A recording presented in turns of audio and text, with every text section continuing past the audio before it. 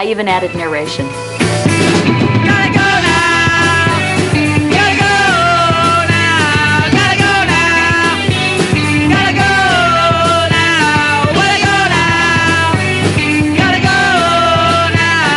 Gotta go now. Gotta go now. Thanks a lot, Chicago. Be back in a week. At first glance, planning the shortest possible route for a 4-city tour doesn't seem so difficult. Just add up the mileage for every possible trip. The most efficient one is the one with the shortest total length. Since the band is starting in Chicago, they've got 3 choices of where to go first. If they pick Minneapolis, they only have 2 choices for the next stop, Cleveland or St. Louis. No matter which they choose, the next stop will have to be the other, and the trip will end with a return to Chicago. Now, hop back to the first place they made a choice.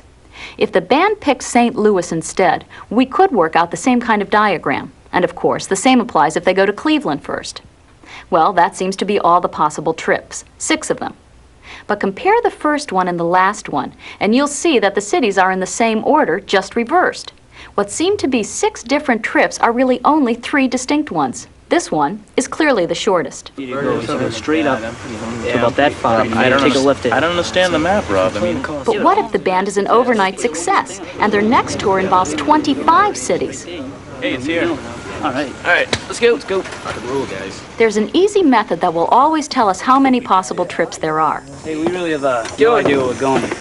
Maybe you All can right, find a way. give it a go. No problem. All right. If n is the total number of cities, then the number of choices for the first stop is n-1. The number of choices for the second stop is n-2, and so on, down to 1.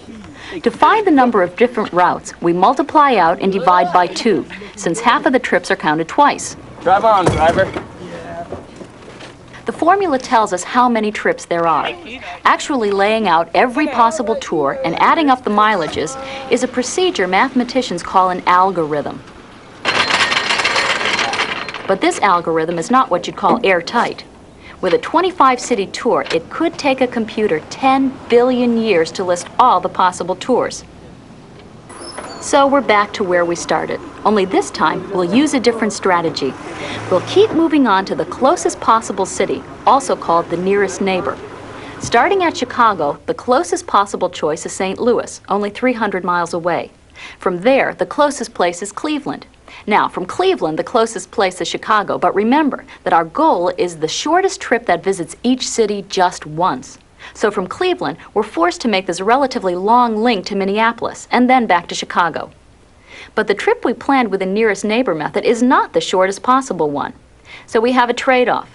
The algorithm generates a solution quickly, but this solution isn't the best one we could have found. Let's see what happens if we arrange all the distances from the smallest to the largest. You can think of this as a greedy method, where we put in the cheapest elements and try to minimize the cost of the tour. But guess what? Yet again, the route we've traced is not the most efficient overall tour. In fact, the very original one we constructed turns out to be the optimal tour for this particular collection of cities. Evidently, we're in a bit of a rut. We've got plenty of algorithms, but either they're too hard to compute or they don't yield the optimal answers.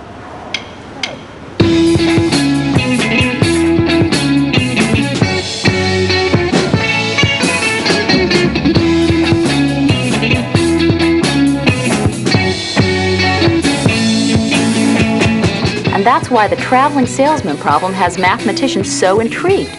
No one has been able to find a solution that's computationally efficient and gives the optimal answer. In fact, most mathematicians now believe there isn't such an algorithm.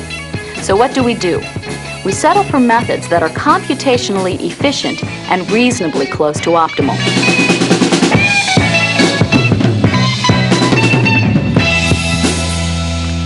Hey there, Chicago. Did you miss us?